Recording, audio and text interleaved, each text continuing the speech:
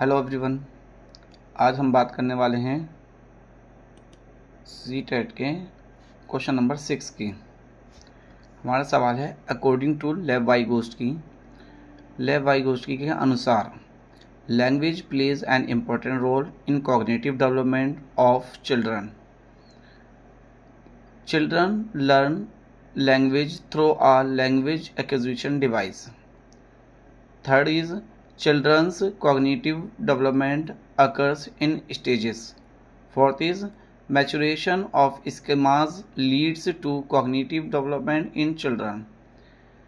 देखिए, बच्चों के संज्ञानात्मक विकास में भाषा की एक महत्वपूर्ण भूमिका होती है। बच्चे भाषा अधिग्रहण यंत्र द्वारा भाषा सीखते हैं। बच्चे का संज्ञानात्मक विकास चरणों में होता है। स्कीमा के परिकलन से बच्चों में संज्ञानात्मक विकास अग्रसर होता है।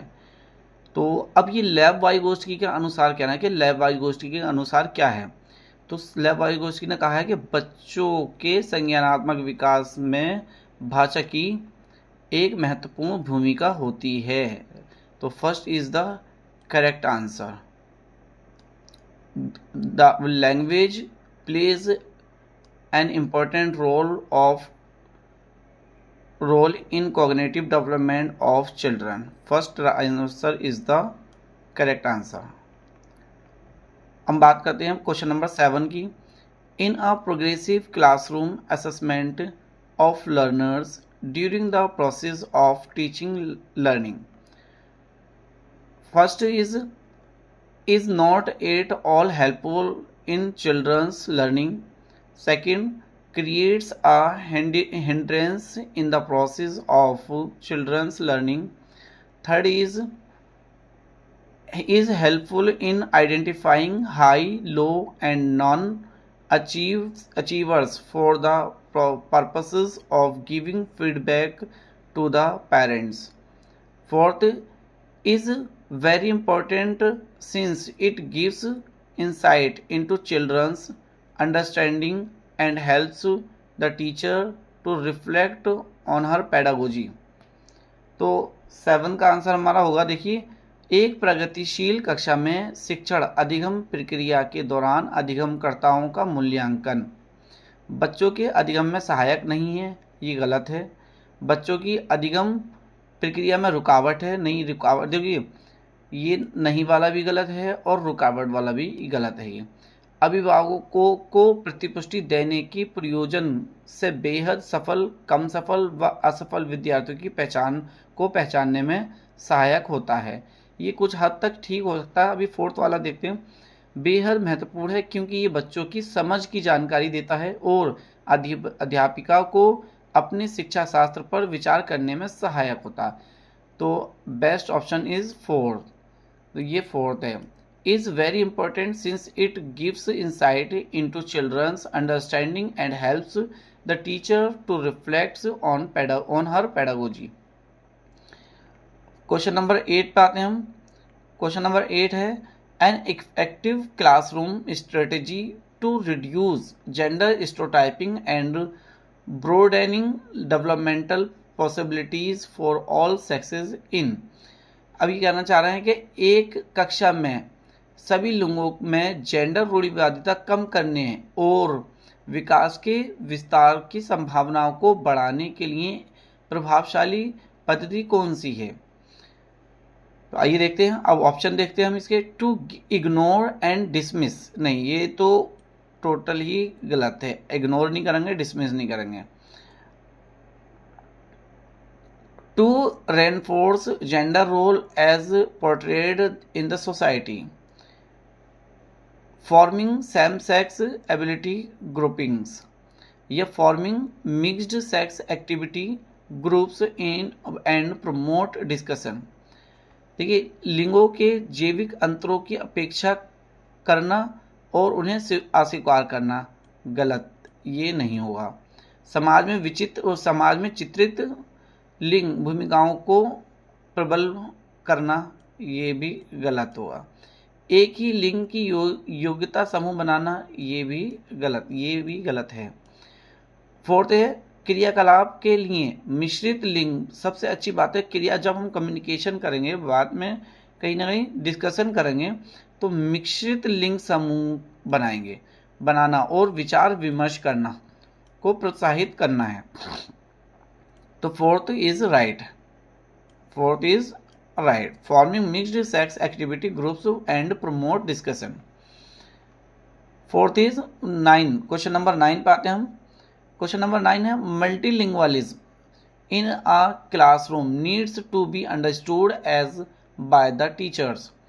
अब ये कहना चाह रहा है इस क्वेश्चन में कि मल्टीलिंगुअलिज्म, एक भाषा से ज़्यादा बोलने वाले बच्चे, जैसे कोई एक ही क्लास में हमारे कोई हिंदी बोलने वाला है, कोई उर्दू बोलने वाला है, कोई तमिल, मलयालम, कोई भी और बहुत सारी असमी, कन्नड़, तो अब उसे एक लैंग्वेज से ज़्यादा बोलने वाले बच्चे हैं, तो इसमें मल्टीलिंगुअलिज्म होता है। वो multilingualism in a classroom needs to be understood as by the teachers.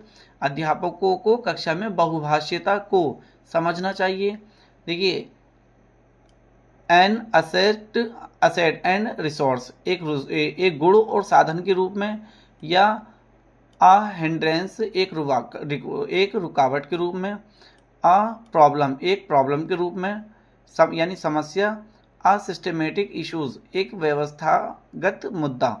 तो ये होगा हमारा ऑप्शन नंबर ए, एक गुण और साधन के रूप में हमें समझना चाहिए।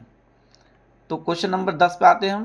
क्वेश्चन नंबर 10 है हमारा a child centred classroom is one in which, एक चाइल्ड सेंटर्ड यानी बाल केंद्रित कक्षा, एक बाल केंद्रित कक्षा वे है जिसमें the teachers uses the text books as the only sources of knowledge, जो अध्यापक केवल पाठ्य पुस्तकों के ज्ञान के स्रोत के लिए उपयोग करता है।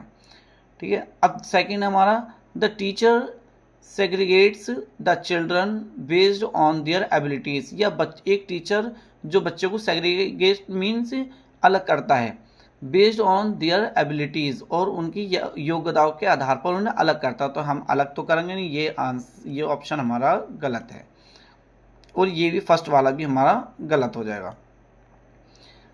थर्ड वाला देखते हैं, the teacher uses rewards and punishments to direct children behaviour, यानी बच्चों के व्यवहार को निर्देशित करने के लिए अध्यापक पुरस्कार और दंड का प्रयोग करता है। The teacher is flexible and caters to needs to of individual children, अध्यापक लचीला है और प्रत्येक बच्चे की व्यक्तिगत आवश्यकताओं को पूरा करता है। तो fourth answer is correct. Third भी हमारा यहाँ, ये थर्ड वाला भी गलत होगा। क्वेश्चन नंबर 4 देखते हैं, according to which theorist culture tools play an important role in cognitive development of children, किस मनोवैज्ञानिक के अनुसार बच्चों के संज्ञानात्मक विकास में सांस्कृतिक उपकरण एक महत्वपूर्ण भूमिका निभाते हैं। तो ये है ऑप्शन नंबर फर्स्ट, लेव वाइगोस्की ने कहा है कि जो कॉग्निटिव डेवलपमेंट है उसका कल्चर पर बहुत असर पड़ता है, कल्चर के हिसाब से। तो culture tools play an important role in cognitive development of children, तो फर्स्ट इसका हमारा सही हो जाएगा।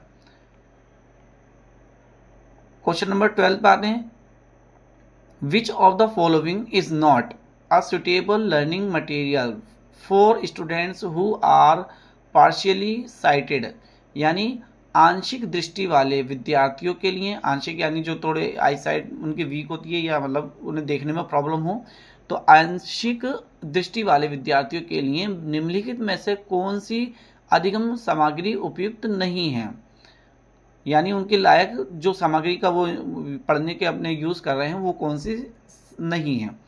तो लार्ज प्रिंट बुक्स, तो देखिए फर्स्ट तो हमारा सही है, लार्ज प्रिंट बुक भी होती है। 3 डायमेंशनल मैप्स एंड चार्ट्स, अब ये वाला भी रोक के रखते हैं हम। Talking books, field bulletin boards, अब यह ना बोलती पुस्तकें, स्पर्शीय सूचना पट, तो ये तो हमारा सही हो जाएगा, और पहला वाला भी हमारा सही है। तो अब बचा कौन सा, छोटी मुद्रा वाली कार्यशीट या त्रिविमीय नक्शे और चार्ट, तो ये हमारा ये भी ठीक है। अब इसने पूछा था नहीं है, तो नहीं में आएगा हमारा फोर्थ इज राइट। तो हमारा इस टाइम यहाँ पे ये फर्स्ट वाला भी गलत हो जाएगा, सेकंड वाला भी पॉजिटिव है मगर यहाँ पे इस टाइम गलत है, तो हमारा फोर्थ इज राइट आंसर, छोटी मुद्रा वाली कार्यशीट। क्वेश्चन नंबर 13 पे आते हैं। The underlying belief behind inclusive education is, अब ये कह रहा है कि समावेशी शिक्षा के पीछे अंतर्निहित विचार है। जो समावेशी शिक्षा होती है उसमें क्या अंतर्निहित विचार हैं? Segregation of children on the basis of their abilities and provisioning of vocational training accordingly, यानी बच्चों को उनकी योग्यता के आधार पर पृथक करना और व्यावसायिक शिक्षण का प्रबंध करना। Diagnostic labelling of children based on their handicaps for identification of their limitations, बच्चों की अक्षमताओं के आधार पर उनकी सीमाओं की पहचान करने के लिए उन्हें नामांकित करना। थर्ड है provisioning of special education institutions for children with different handicaps, अलग अलग क्षमताओं वाले बच्चों के लिए विशिष्ट शैक्षिक संस्थाओं का प्रावधान करना। The philosophy that all childrens have a right to get equal education in a regular school, दार्शनिकता की सभी बच्चों को नियमित विद्यालय में समान शिक्षा पाने का अधिकार है। तो फोर्थ राइट आंसर हो जाएगा हमारा यहाँ, फोर्थ इज राइट। 14 क्वेश्चन देखते हैं। Needs of gifted and creative children can be addressed by, प्रतिभाशाली और सृजनात्मक बच्चों की आवश्यकताओं को किस प्रकार संबोधित किया जा सकता है? यानी जो प्रतिभाशाली होते हैं और क्रिएटिव भी होते हैं उन बच्चों के लिए giving challenging task and activities to prevent boredom, यानी चुनौतीपूर्ण कार्य और निरस्ता दूर करने के लिए क्रियाकलाप देकर। Giving questions that require convergent thinking, वे प्रश्न देकर जिनमें अभिमुखी चिंतन की आवश्यकता है। Providing specific instructions to solve problem, प्रश्न हल करने की विशिष्ट निर्देश उपलब्ध कराकर। एडमिनिस्ट्रेटिंग मेमोरी बेस्ड टेस्ट, रटने पर आधारित परीक्षा देकर, यानी इसमें अब हमें सही वाला बताना है कौन सा। तो देखिए चुनौतीपूर्ण कार्य तो वो कर सकते हैं मगर निरस्ता दूर करने के लिए क्रियाकलाप देकर नहीं करेंगे, ठीक है। वे प्रश्न देकर जिनमें अभिमुखी चिंतन की आवश्यकता हो, यानी एक से ज़्यादा एक ही सवाल के बहुत सारे आंसर आते हों, वे हमें सवाल देने हैं जिसमें बच्चा अपनी क्रिएटिविटी अलग अलग तरीके से आंसर दे सके और अपनी प्रतिभा जो उसके अंदर है वो अपनी प्रतिभा को सामने ला सके। तो second option is the correct answer. 15th question है हमारा। चिल्ड्रन विद डिसलेक्सिया, डिसलेक्सिया एक डिसीज है जो कि पढ़ने की दिक्कत होती है। तो children with dyslexia can be identified by, option first finding out their social and cultural context, second through physical health checkup, third analysing their reading and writing skills, fourth assessing their ability to solve complex higher order problems, यानी उनमें सामाजिक एवं सांस्कृतिक संदर्भों को जानकर तो पठन वैफल्य की पहचान करनी है हमें यहाँ।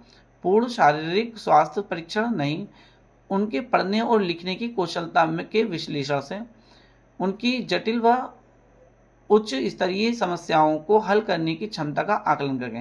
तो हमारा यहाँ होगा थर्ड इज राइट आंसर, क्योंकि इसमें बात चल रही है हमारी पढ़ने की और पढ़ने के लिए हमारा लगाते हैं रीडिंग और राइटिंग, पठन की दिक्कत